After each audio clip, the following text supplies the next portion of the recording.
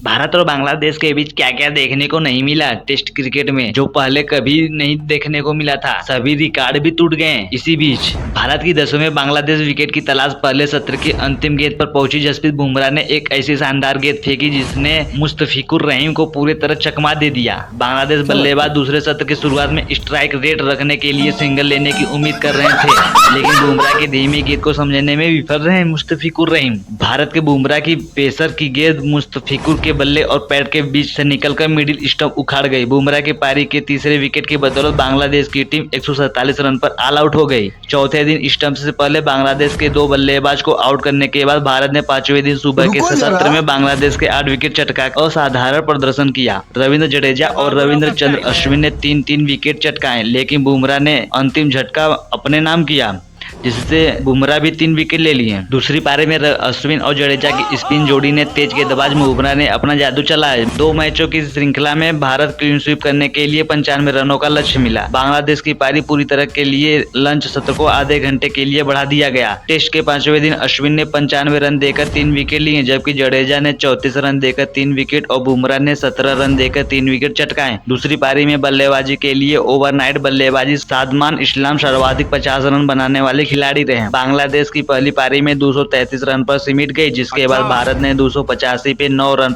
बनाकर पारी घोषित कर दी। कम स्कोर पर पारी घोषित करने वाली पहली टीम भी बन गई भारत। सोमवार को खेले गए मैच के 2 दिन का खेल गीली आउटफील्ड के कारण पूरी तरह से बर्बाद हो गया था। भारत स्टार बल्लेबाज विराट कोहली ने कानपुर में दूसरे टेस्ट मैच की समाप्ति के बाद बांग्लादेश के पूर्व कप्तान साकिब अल हसन को उनके शानदार टेस्ट करियर के लिए अपना क्रिकेट बल्ला उपहार में दिया। साकिब ने घोषणा की दक्षिण अफ्रीका के खिलाफ आगामी सीरीज घरेलू धरती पर उनकी आखिरी सीरीज होगी, बशर्ते उनके मौका मिले, अन्यथा भारत के खिलाफ सीरीज उनकी विदाई सीरीज होगी। साकिब ने कानपुर में भारत के खिलाफ दूसरे टेस्ट मैच से पहले प्रेस कॉन्फ्रेंस में कहा, दक्षिण अफ्रीका सीरीज के लिए उपलब्ध हूं, लेकिन चूंकि घर पर बहुत कुछ हो रहा है, कुछ मुझ पर निर्भर नहीं है। मैंने टेस्ट क्रिकेट के लिए अपनी योजनाओं पर बांग्लादेश क्रिकेट बोर्ड के साथ चर्चा की है, खास करके इस सीरीज और घरेलू सीरीज के लिए बारे में मैं सोच रहा था कि यह मेरी आखिरी टेस्ट सीरीज हो सकती है। बांग्लादेश क्रिकेट बोर्ड फारूक भाई और चयनकर्ताओं को बता दिया है, अगर मौका मिला और मैं खेल सका तो मेरा आखिरी टेस्ट मीरपुर में होगा। तो मैं बांग्लादेश का नागरिक हूं, इसलिए मुझे बांग्लादेश वापस जाने में कोई परेशानी नहीं होनी चाहिए। मेरी चिंता बांग्लादेश में मेरी सुरक्षा और सुरक्षा में है। दक्षिण अफ्रीका ने इस सप्ताह के शुरू में स्थल के निरीक्षण में बाद अभी तक सुरक्षा मंजूरी नहीं दी है। यह घटना 5 अगस्त को बांग्लादेश की प्रधानमंत्री शेख हसीना के पद से इस्तीफा देने और छात्रों के नेतृत्व में देश में हुई हिंसक विरोध प्रदर्शनों के बाद देश छोड़कर भाग जाने के बाद घटी है। सरकार के पतन के बाद पहली बार बांग्लादेश लौटने पर साकिब को अनुचित रूप से परेशान नहीं किया जाएगा। पिछले महीने ढाका में हुआ हत्याकांड में 147 लोगों के नाम सामने आए थे, जिनमें साकिब भी शामिल था। मैच की बात करें तो भारतीय ओपनर यशस्वी जायसवाल ने दूसरी पारी में शानदार अर्धशतक लगाया और मेजबान टीम मंगलवार को ग्रीन पार्क में बांग्लादेश पर 7 विकेट से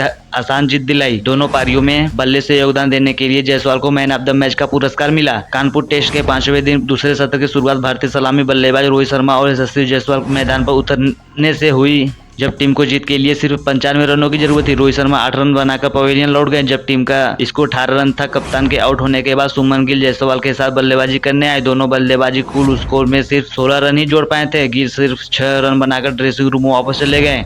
स्टार बल्लेबाज विराट कोहली ने कुछ साल पहले सुझाव दिया था कि भारत में ऑस्ट्रेलिया और इंग्लैंड की तरह 5 प्रमुख टेस्ट केंद्र होने चाहिए। अश्विन ने मंगलवार को भारत द्वारा बांग्लादेश को 7 विकेट से हराने के बाद कहा, इस खिलाड़ी को मदद मिलते हैं यदि आपके पास कुछ ही टेस्ट केंद्र है, निश्चित रूप से इससे मदद मिलती है। अब देखना होगा क्या भारत सरकार इस पर निरीक्षण करती है कि फिर वही तरह घिसा पीटा चलता है।